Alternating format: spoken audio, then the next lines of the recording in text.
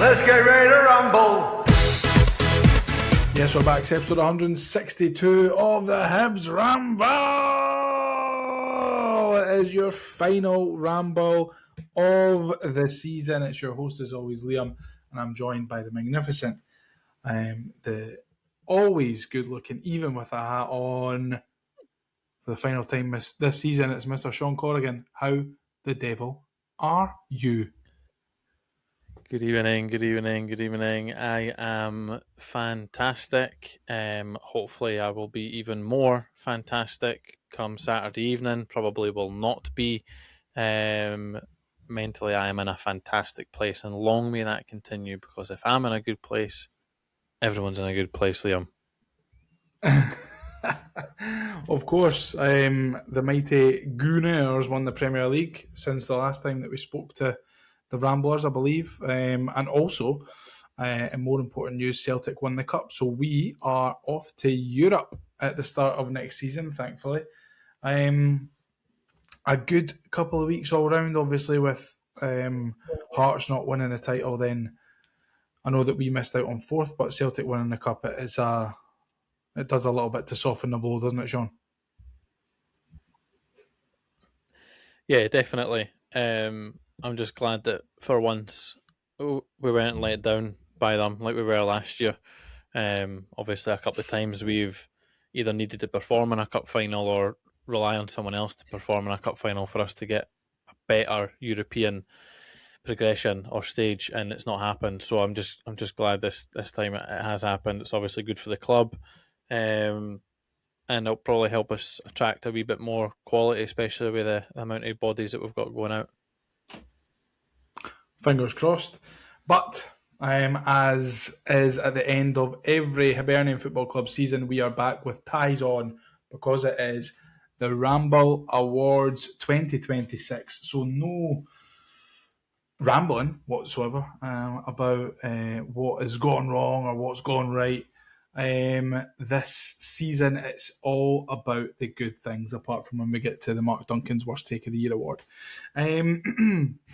Shaun, let's kick off this evening with the first award of the night, and it is something that I think, we'd be as well not even talking about it, because I think we all know what it's going to be. It's goal of the season. What is your nomination? Well, my nomination is probably going. Well, it's not probably. It will be the winner. I don't think we can look past the one that actually won the official award, or the not as prestigious award you get officially from the club. But it's Kieran Bowie's strike at home in Europe against Partizan, 35-yarder. Don't think I've ever seen a goal that good live. Don't think I will see another goal that good live. The technique, the positioning, the magnitude of the game, everything about it was absolutely brilliant. We had quite a few good goals in Europe at the start of the season.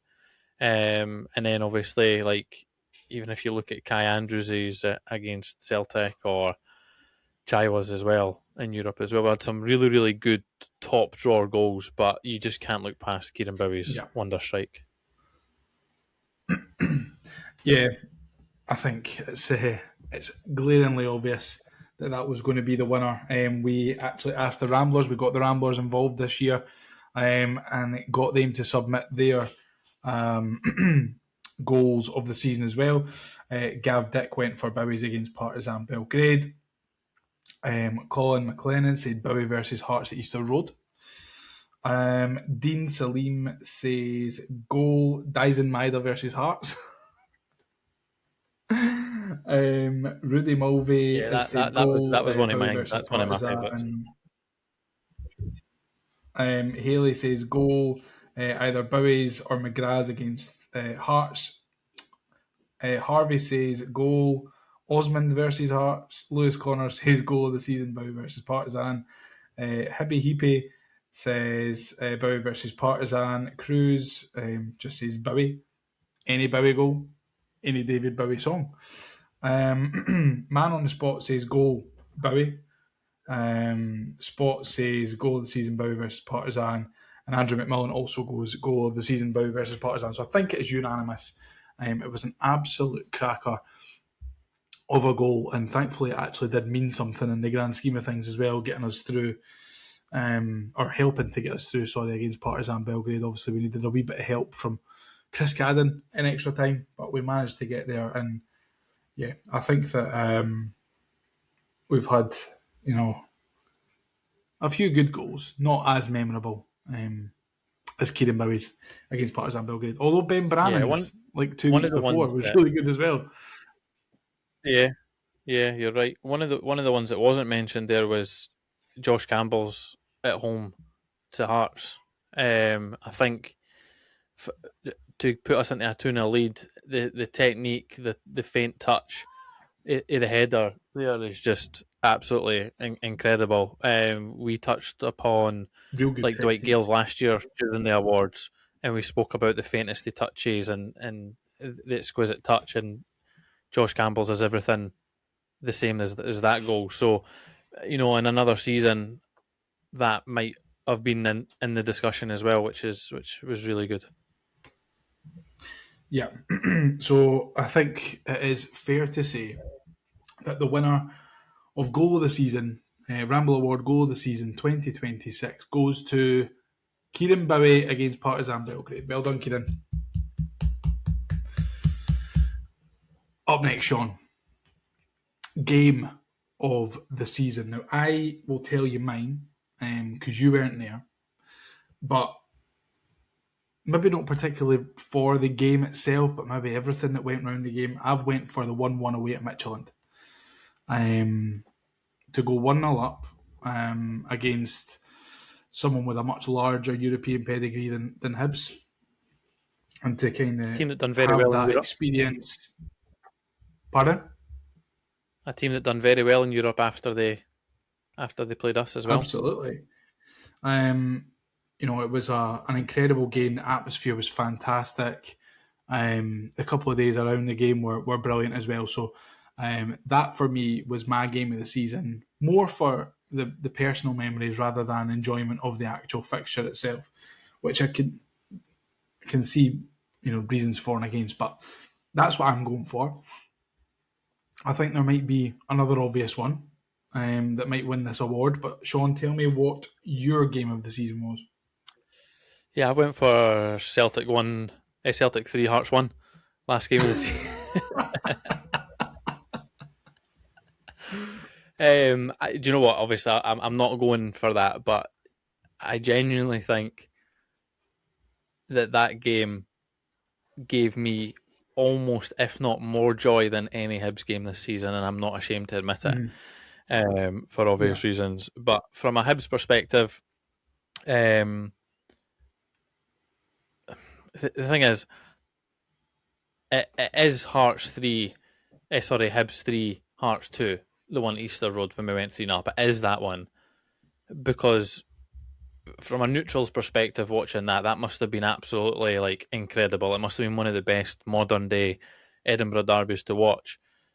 For a Hibs fan's perspective, it was sensational for 60 minutes. One of the best in recent years.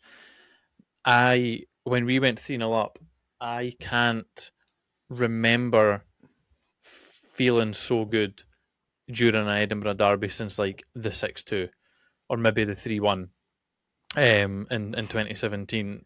So to put that into perspective, those 60 minutes, I couldn't believe what was unfolding, and it didn't look like it was going to stop. But the last 20 minutes just squared that. Yeah, the last 20 minutes is some of the worst that I've felt in recent years. That last 20 minutes was horrendous to live through, to the point, and I think I said it on the episode afterwards. I left at 90 minutes. I left at 92, 93 minutes. I left with I missed the last minute or 30 seconds of the game because I actually could not sit in the stand and watch it because I felt that the inevitable was going to happen, and they were going to get third, and if it wasn't for Salinger, They would have. So that is my favourite game. And it's probably also not my favourite game. But any game where we beat Hearts has to be up there, and just everything around being 3-0 up, and like the whole three stands that you saw, like all four stands were just in absolute disbelief. They didn't know what was happening. Hearts came Yeah. with a point to prove because obviously they were gunning for a title. I don't know how that worked out for them in the end, but they came to Easter Road, balls out and wanting to leave a marker, but it was us that done it instead. And I just, I can't remember a derby feeling like that.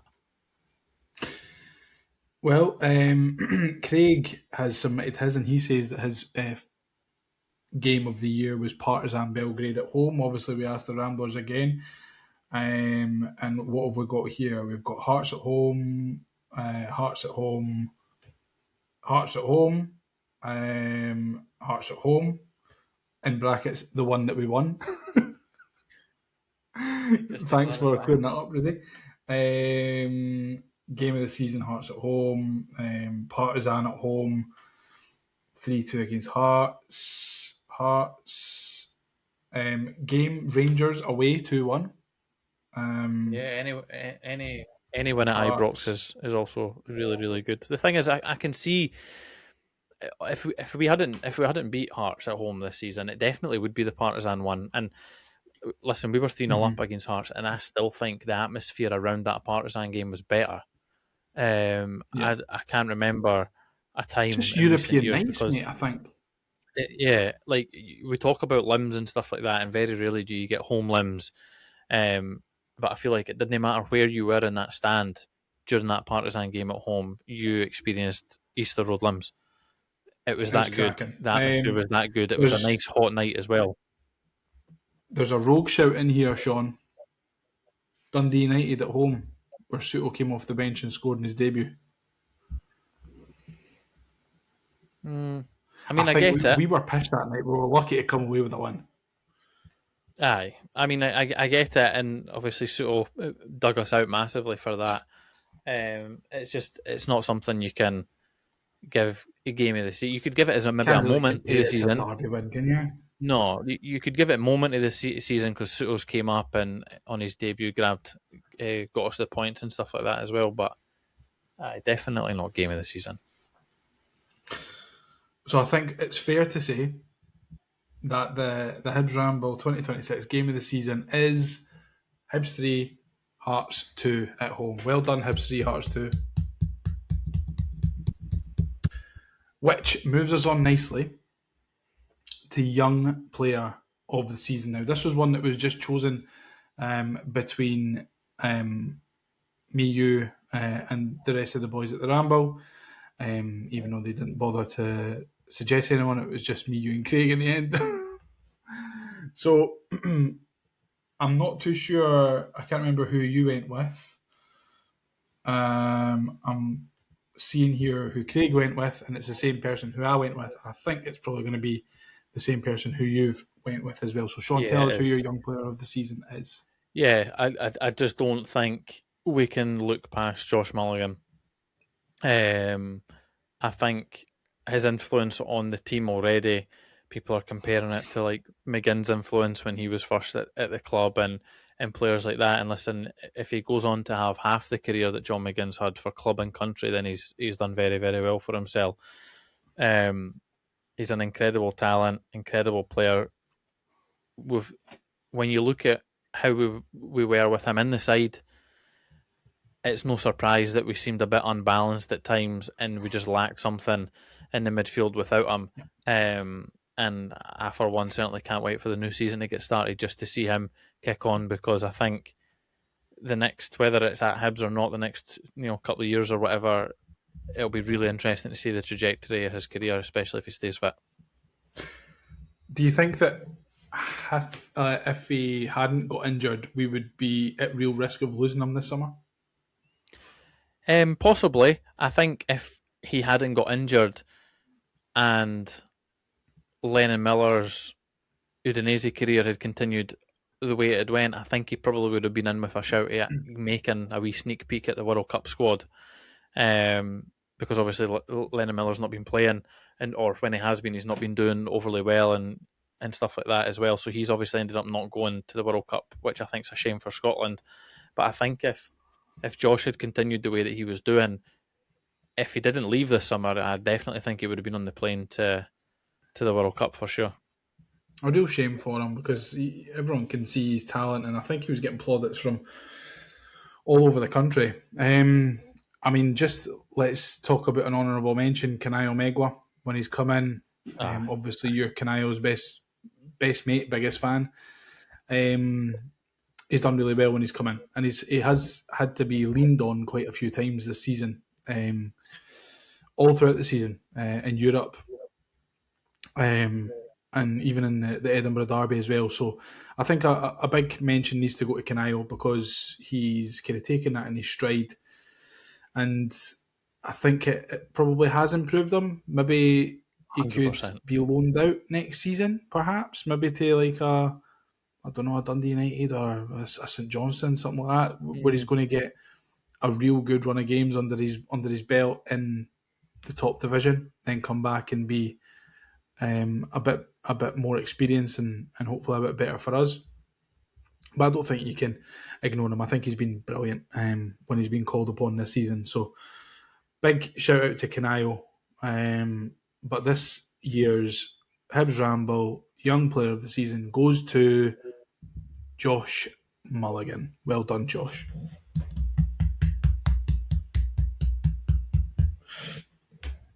Which moves me on to a category that I didn't actually send you, Shaun, because I kind of wanted to take you a wee bit by surprise with this. You wanted my And raw emotion. I've not said to anyone else. And we've kind of spoken about it on podcasts all throughout the season. And we've always kind of had like different opinions from week to week. But I want you to tell me your signing of the season, because there's been quite a few good ones. What's your signing of the season? The thing is, I think my signing of the season and my player of the season are actually going to end up being the same, if I'm being completely honest. So, spoiler alert for my nomination when we get to that. Listen, Josh Mulligan's obviously been fantastic for us. Jamie McGrath's also been fantastic for us.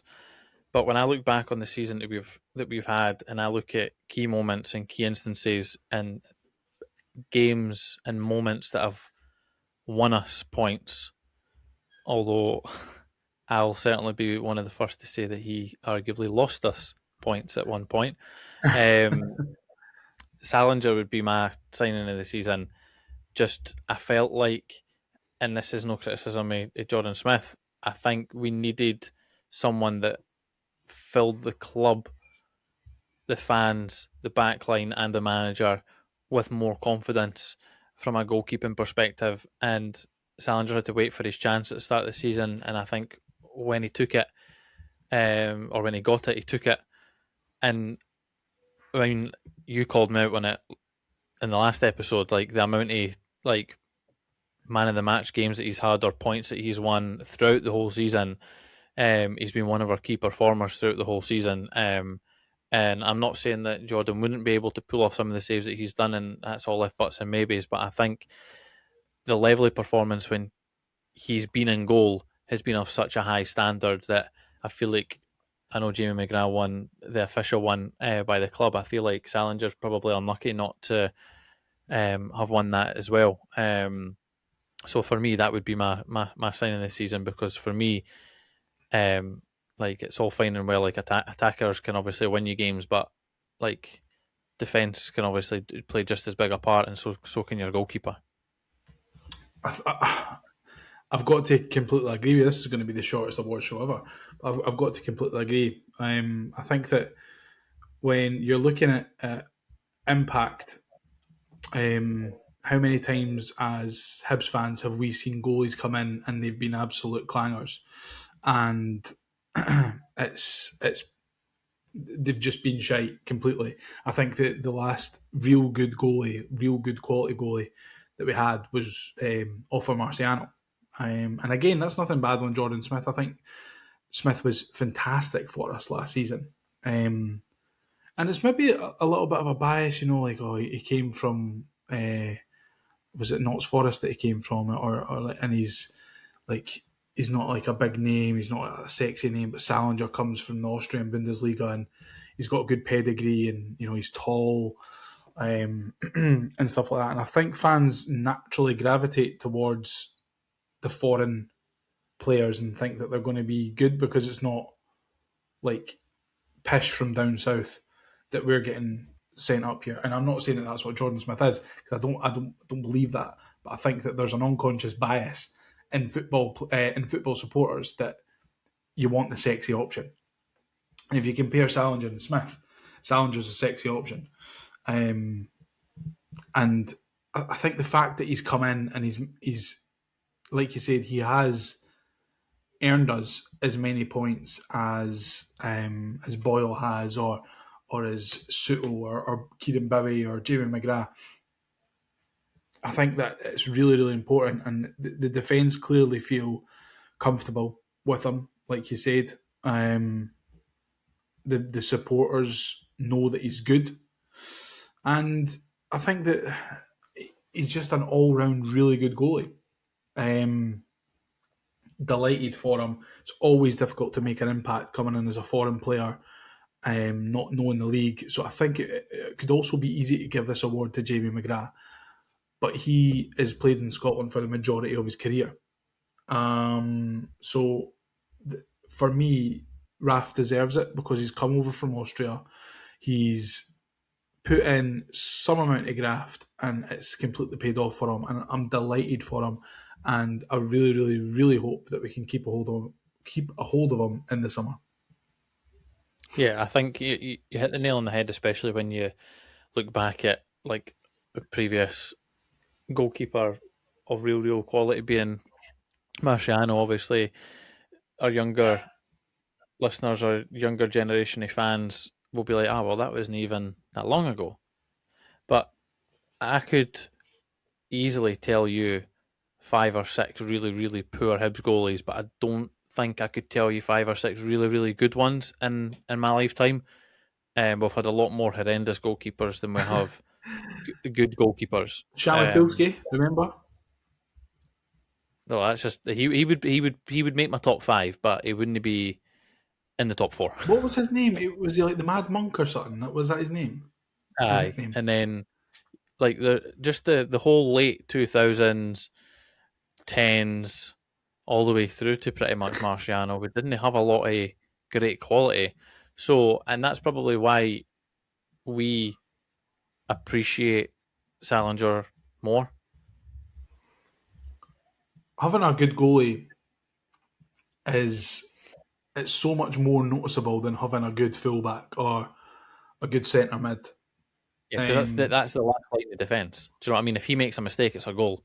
Whereas if Martin Boyle makes a mistake, it's at the other end of the park most of the time. Do you know what I mean? Exactly, and it's not going to cost us anything.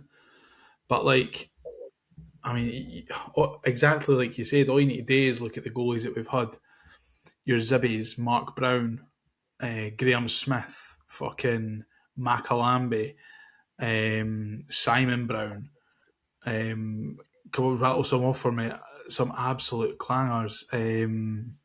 Martin Hildegard as well. Graham Stack, he was pish. Ben Williams, he was shite. Yeah. Graham Stack was a character, but he was shit.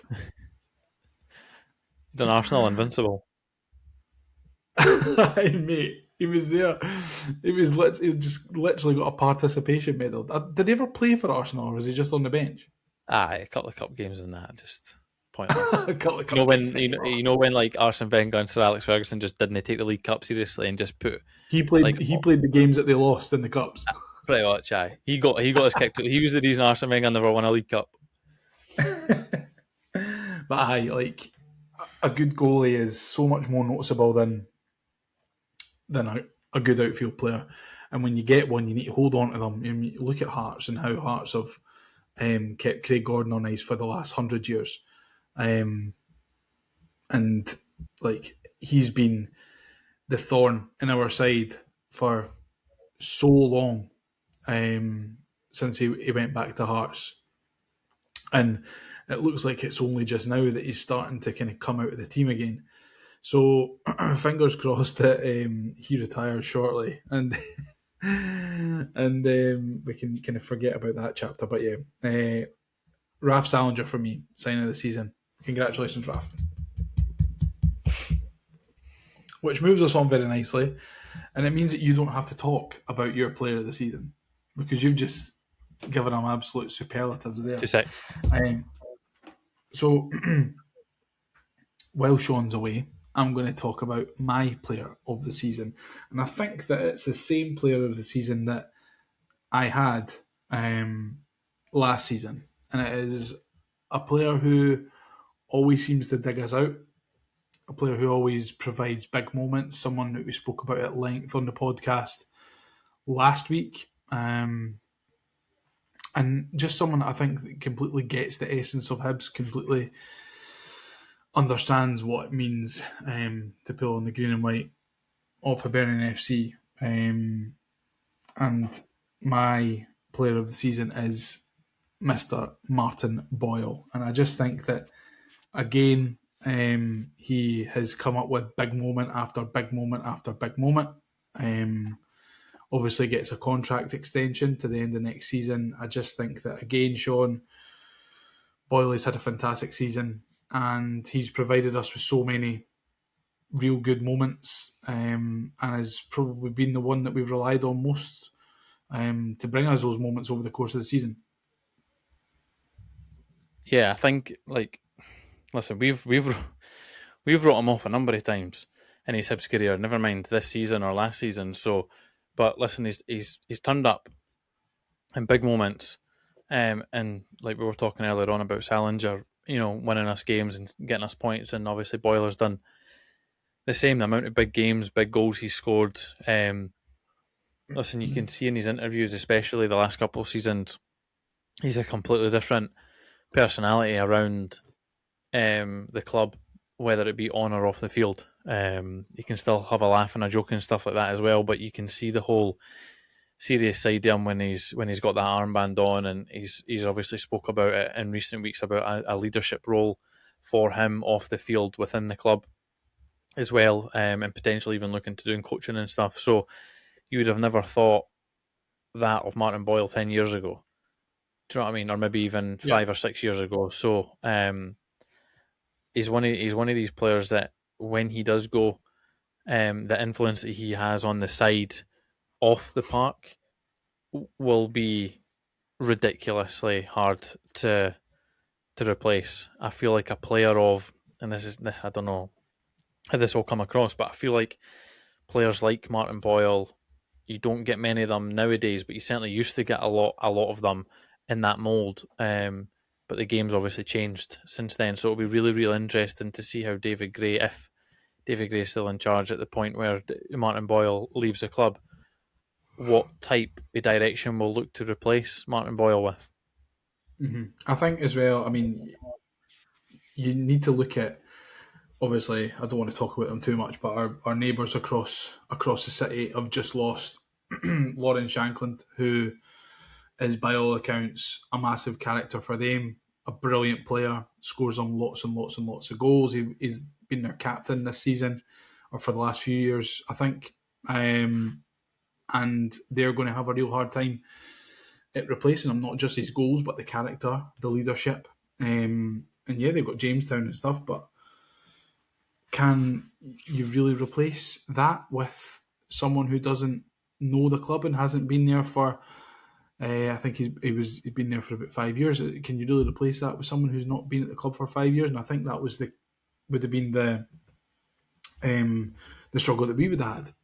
Someone who's been at the club for more than 10 years and being able to, having to replace that, having to replace the character, the leadership, the quality, the goals, the grabbing the games by the scruff of the neck in big moments. That is, yeah, you can go out and say, well, this player scored 15, 16 goals last season in the league of Norway or the League of Macedonia or wherever you want to justify it, but it's replacing the person more than the player. And that's what I think that we would have really, really struggled with, and I think Hearts will probably struggle with it as well. Don't get me wrong, I think a lot of the boys that they brought in through Jamestown Analytics have been good players. But when you lose someone with Someone thinks so. when you lose someone with the character of Lawrence Shankland, or if you lose someone with the character of Martin Boyle, that is, I think, probably the most difficult thing to replace. Yeah, I think fair play to Rangers and Lawrence Shankland. I'll not give both of them the props that often, but Lawrence Shankland enjoyed finishing second this season. That he's joined a club that he's going to finish second a few more times, so he's done that. And Rangers have just lost their hugely influential captain, used to finishing behind Celtic, so they've just went out and got Yeah. the next best thing, another club captain that will be used to finishing behind Celtic. So fair play to both of them. I seen someone on Twitter calling him Shankenstein. I was pissing myself, man. I thought it was hilarious. Right, let's have a look at who the Ramblers have nominated for their player of the season, and we'll can have a discussion about those players, and we'll come to a decision. Shaun, does that sound good to you? Fantastic. So, Gav Dick says Warner Hora. Colin says Jamie McGrath. Dino says McGrath. Rudy McGrath. Player of the season, McGrath Hora. Harvey says McGrath. Lewis says McGrath. Hibby Hippie says McGrath. Cruz says McGrath. Man on the Spot says Salinger. Spot says O'Hora. And Andy McMillan says Boyley. So a lot of Jamie McGrath there, a couple of Warren O'Horas. We'll touch on Warren first. I think that he's had a very good season. But has it been just because he's been the best performing of the three? Or I don't even think he's been the best performer of the three, because I think Rocky's been great this season as well. But I think O'Hora has come on leaps and bounds, and you can see the difference in him this season than there was last season. But Shaun, he has been good for us this season. But would you go as far to say that he was your player of the season if you hadn't chose Salinger? I think Warren's been fantastic for us this season. I think the system's helped him. I think the players that he's played alongside have helped him. I think having Passlack there as well, he's definitely looked a lot stronger in the second half of the season. Rocky's had a good season as well, but I think in regards to like man of the match worthy performances, there's others ahead of him for me. And listen, he's hugely improved as the seasons went on, and he has been really, really, really good. And I don't disagree with some of the shouts. And if you're looking at like an honourable mention, he would certainly get it. Yeah, got to agree. It looked fairly solid when he came in last year.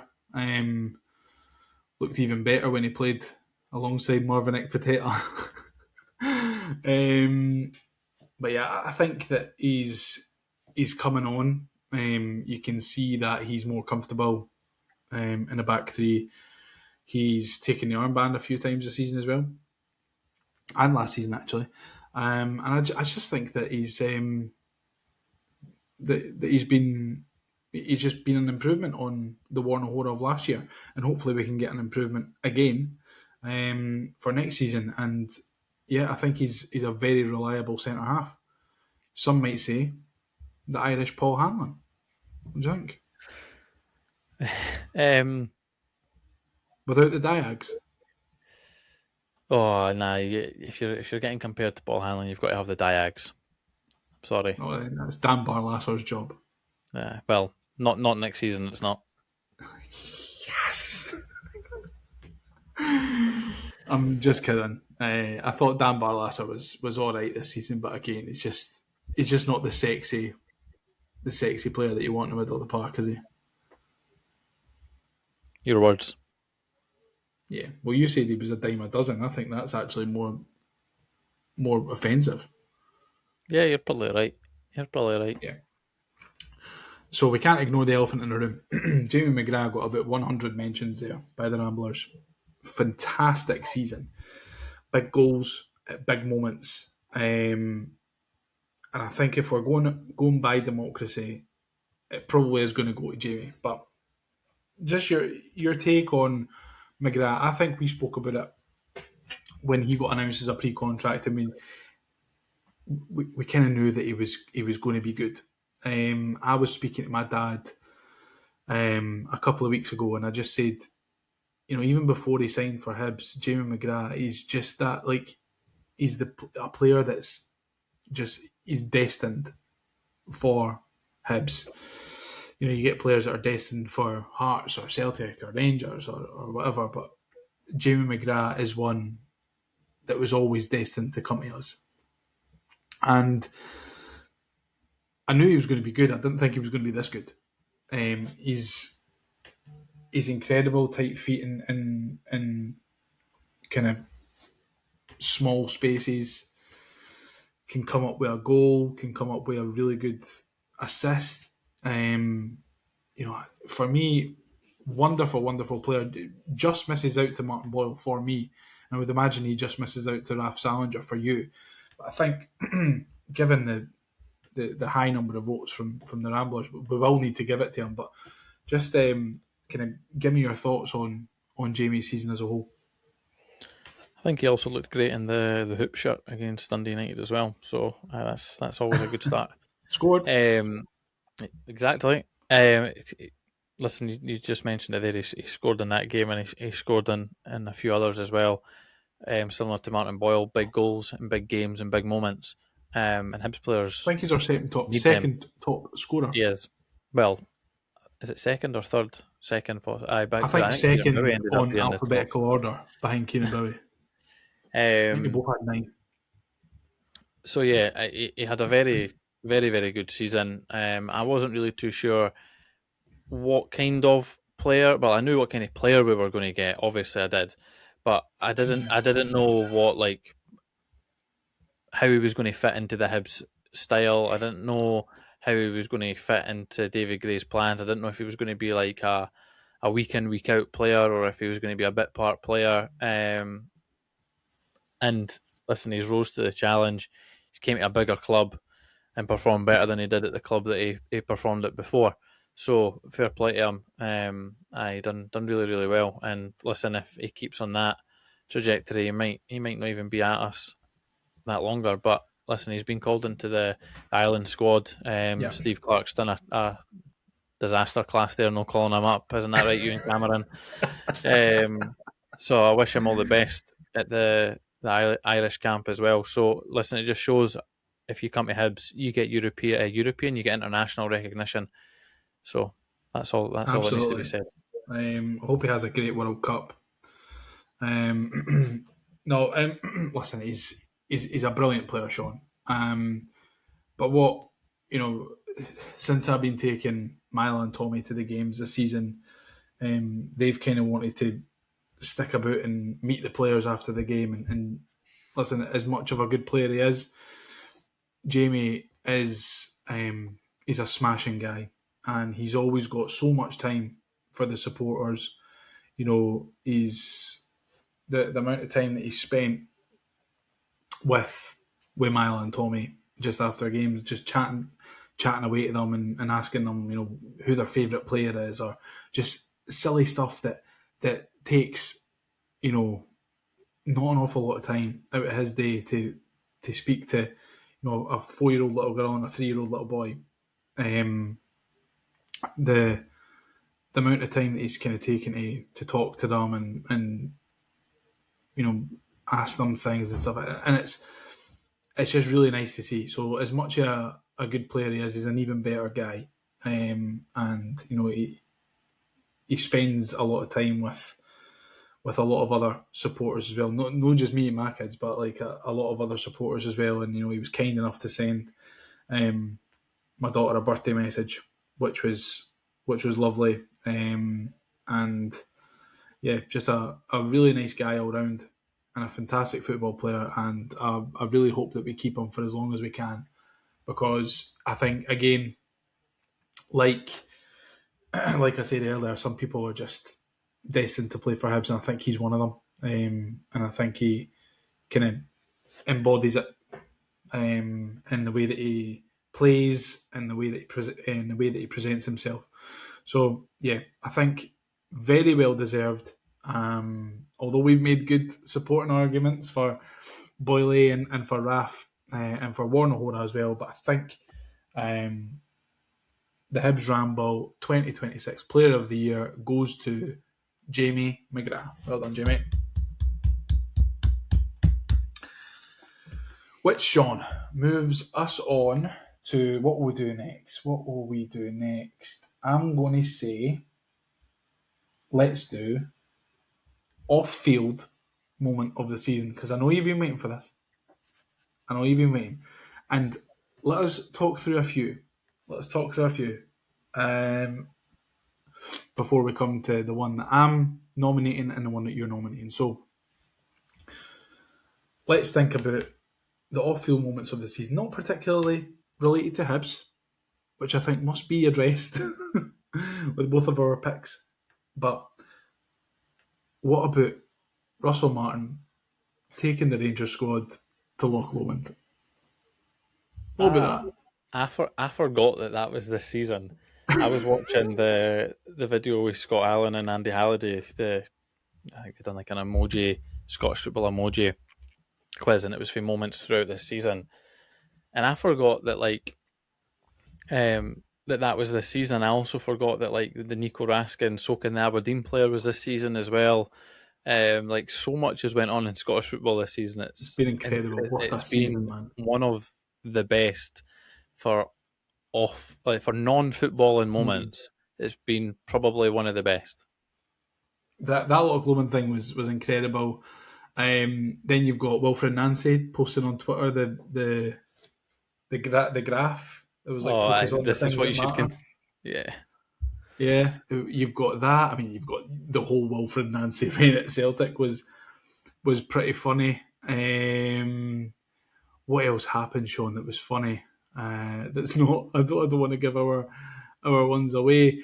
I mean, you've got so much stuff, man. But let's talk about yours.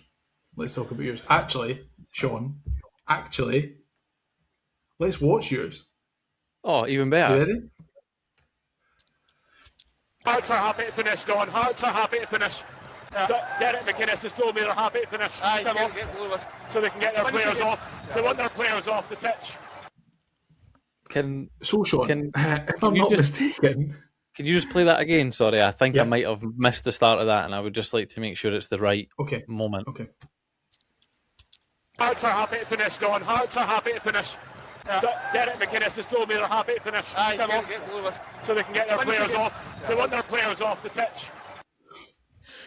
Right, so if I'm not mistaken, Shaun, your favourite moment of the season is Hearts releasing a lengthy statement saying that they're going to call out the SFA for not finishing the game when in fact their actual manager asked the referee to finish the game. Yes, my favourite off-field moment of the season is Derek McInnes telling the referee that he wants the game to be done, and then the subsequent events that followed thereafter. See, the whole thing, right? And the Hearts fan meltdown regarding the whole thing is absolutely hilarious because they're still going on about. And I actually want to clarify something, right? So there's been a lot of talk about the KMI panel, the key match incident panel. There's been a lot of that, and I didn't know until very, very recently. But the KMI panel has absolutely no affiliation to the SFA or the SPFL. It's just a bunch of randoms judging their thoughts and giving their opinions on incidents. Is it not retired referees? Well, a retired referee is one of them, and then it's like an official from one club and then an official from I try to find it's one independent person, one rules expert, and which is classed as obviously the referee, and then one SPFL club official. So the whole thing is a load of shite. So Hearts then getting their panties in a twist, releasing statement after statement saying this is a disgrace, we're going to do this, we're going to do that. All of the embarrassment could have just been avoided if Derek McInnes had just openly admitted that he'd conceded the title, and just decided to tell the referee that he wants it over because he was scared these wee players would get a few words thrown at them on the park. That's the biggest cuckold behaviour that I think I've ever seen in Scottish football. Is that you've got the chance to get your side back into the game. There was still a minute left. There's loads of time left. Loads of time. They still had a time. They still had plenty of time to get themselves back into the game or back level so that they could win the title. And I think Derek McInnes conceding it that way and just saying, "Nah, Ken, what? Let Celtic win the title." It's not very orange order of him, Shaun. I was very surprised when I heard. I could not believe what I was watching and listening to, Liam. I think that piece, that little snippet there that you just played, that is probably top 3 Scottish football moments of all time, and I don't know if or when that will ever be beaten. Well, why don't we nominate this, or why don't we, in celebration? Because I'm not too sure if my moment is going to top this for you.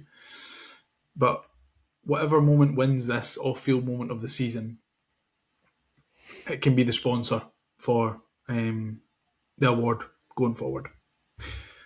So Shaun's one is Derek McInnes begging for mercy at the Parkhead touchline, and saying that he was happy for the league to end and Hearts to finish in second. Also, since we last spoke, I think that it is all the Hearts fans that have come out the woodwork, Shaun, I think it is the happiest bunch of people after their side has been on top of the league for 250 days.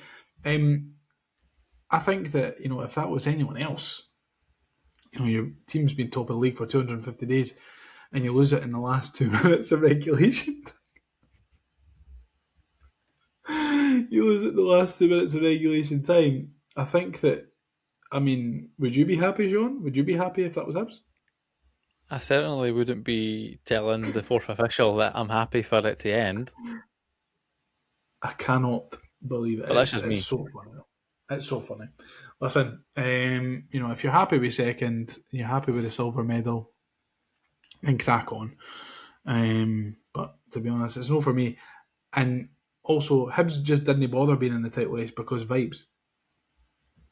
Because they felt it would be even funnier to let it unfold the way that it did. Aye. Why go through all the stress? Why would they want to put us, the supporters, through that amount of stress? Just for it to be a disappointment at the end. We've done that far too many times. I also heard that Cammy Devlin met up with the Australia squad and he still had his boots on. Mate, he did an interview and he was like, yeah, it was unjust the way that it ended. And I'm like, well, it's not. You lost 3-1. Like, you got pumped. And it's actually funny you mentioned Cammy Devlin because this is my moment of the season, Shaun. If you're ready to watch it. Definitely, I'm eagerly waiting.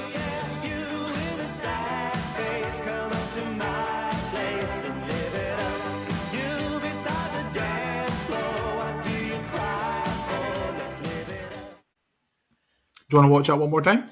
Absolutely. I think I missed it.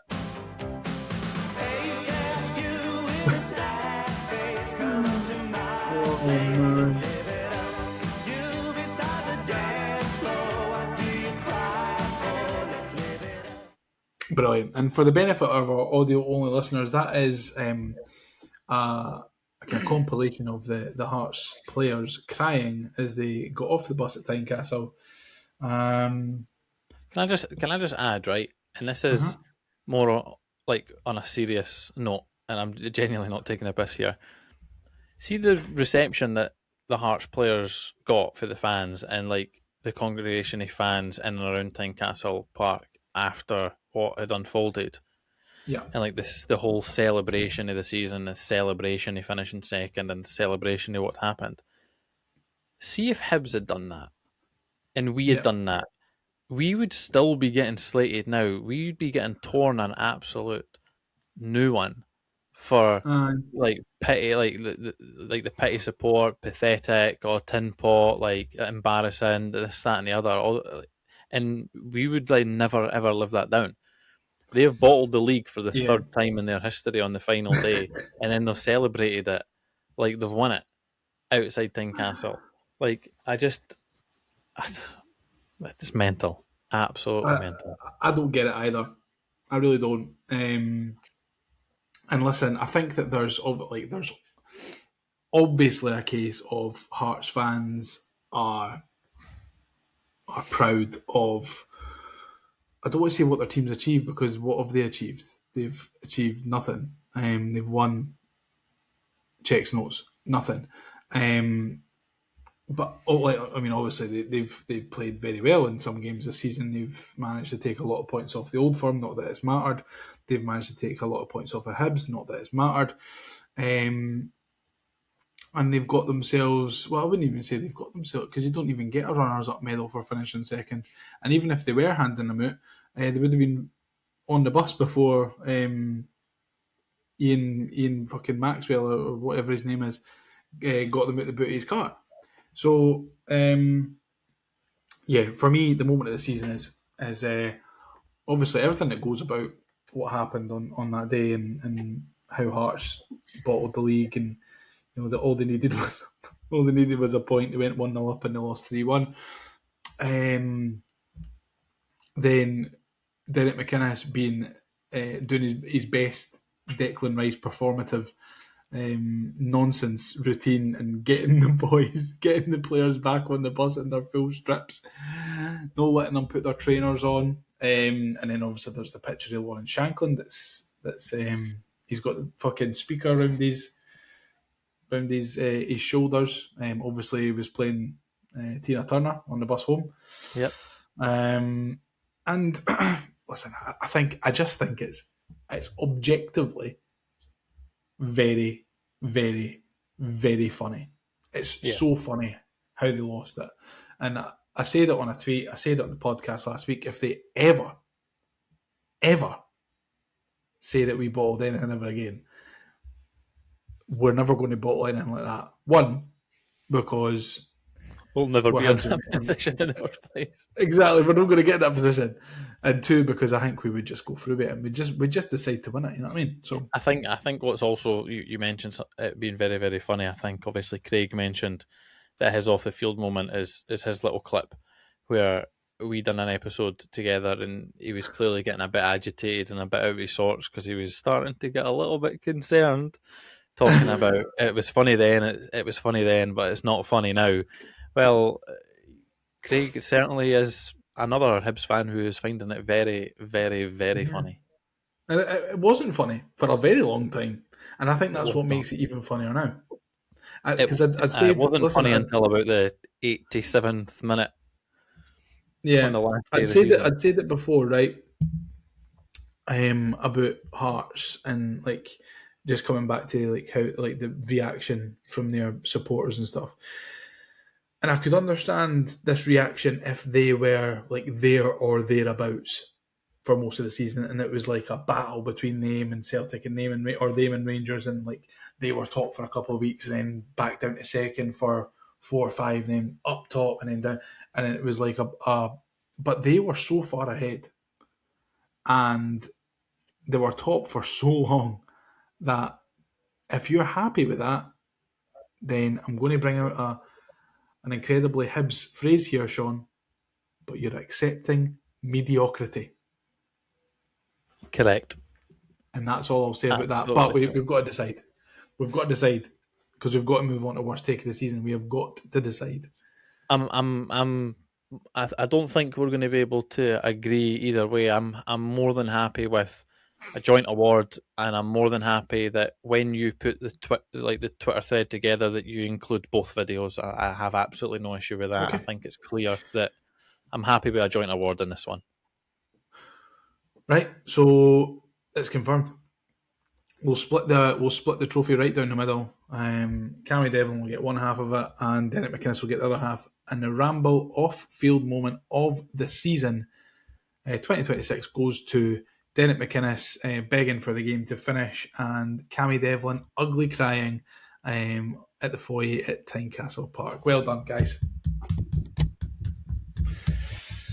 Which brings us very nicely, and it will wrap us up for this season with the Mark Duncan Worst Take of the Season award.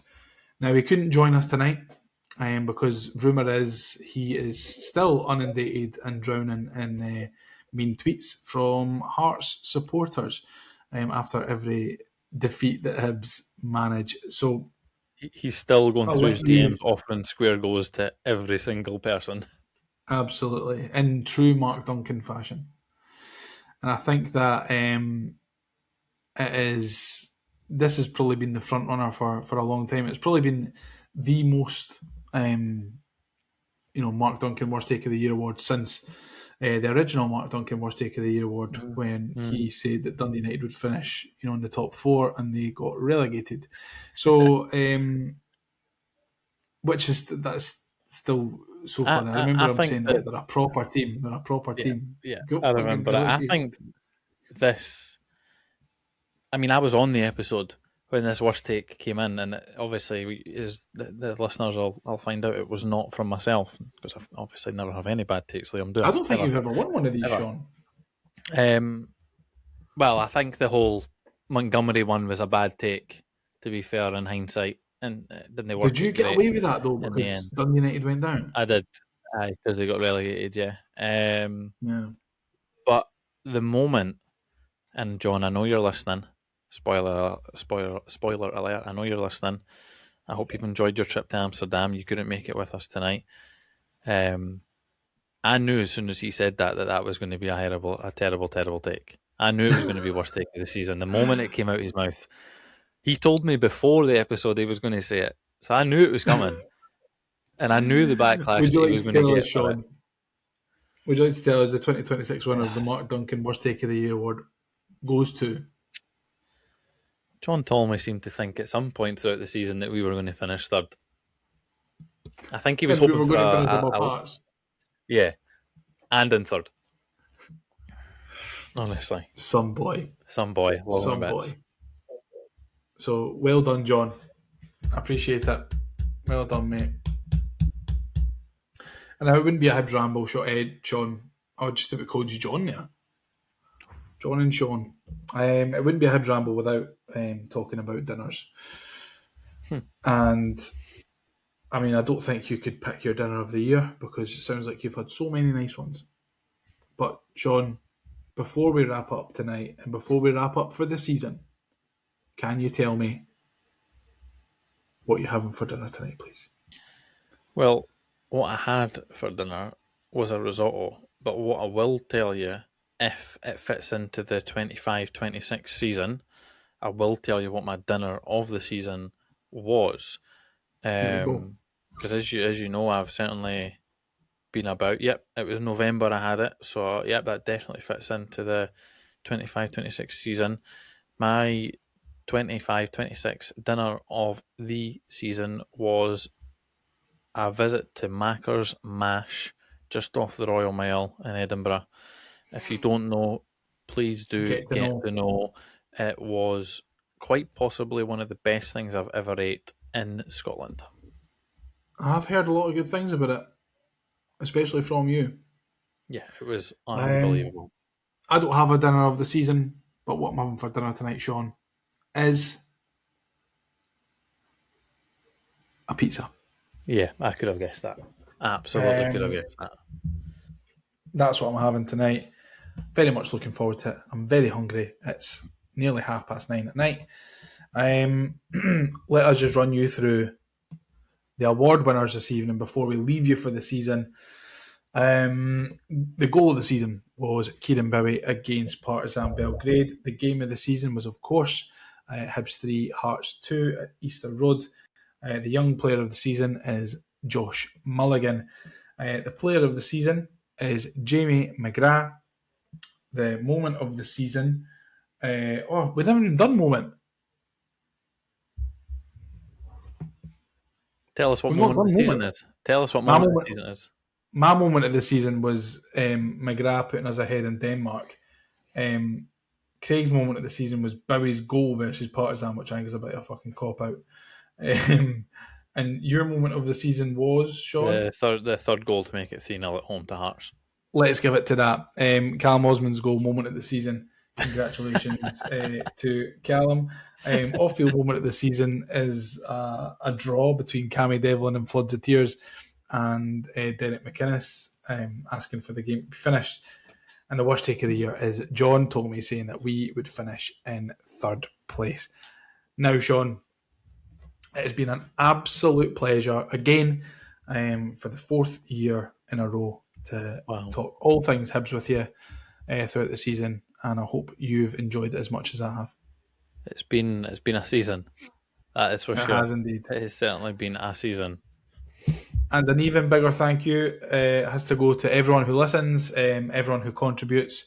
We don't take any of it for granted. It's been a whirlwind of a season. Listen, when I was away for a long time, Shaun managed to keep the pod alive, and you managed to do an awful lot when I was away. But now I'm back, so I can take charge again. And yeah, just a massive, massive thank you. I think, Shaun, you've got one more thing to add before we completely wrap up. Yeah, massive, massive shout out to Isaac Cullen for those that don't know, he runs the Hibernian Heroes Twitter page. He has done a marvellous job putting the Hibernian Heroes, the team that ended 114 years of heart book. I was going to say halfway through it, maybe over halfway through it. I'm at the bit where he's going through the semi-final. It's Halliday scored yet. I'm not that far yet. I'm at the Dundee United game. And do you know what makes the book even better for a man like myself from Trent? There's pictures. Got pictures. There's pictures. He's done a sensational job putting the book together. If you don't already follow Hibernian Heroes on Twitter, please do. There's lots of little clips from the interviews that he's done with the staff and the players and things like that as well. And go grab yourself a copy of the book. Where can you buy it, Shaun? The link's on his page.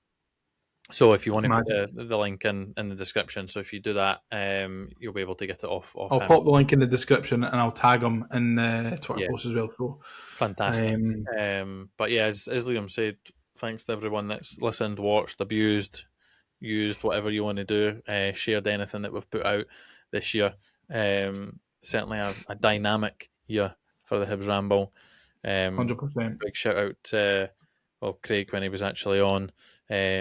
Massive shout out to John, Rory, Aidan as well. Aidan was on. It was a really good episode with me, him and Craig as well. And every other guest appearance that we've had on, and Big Gogsy as well. He's been on. I think he's been on more than Craig. Forget Gogsy, man. Sure, he's been on more than Craig. So, massive shout out to everyone that took part in the Ramble in some way, shape, or form. If anyone wants to get involved in future episodes, we will. I definitely won't say no. Liam might say no.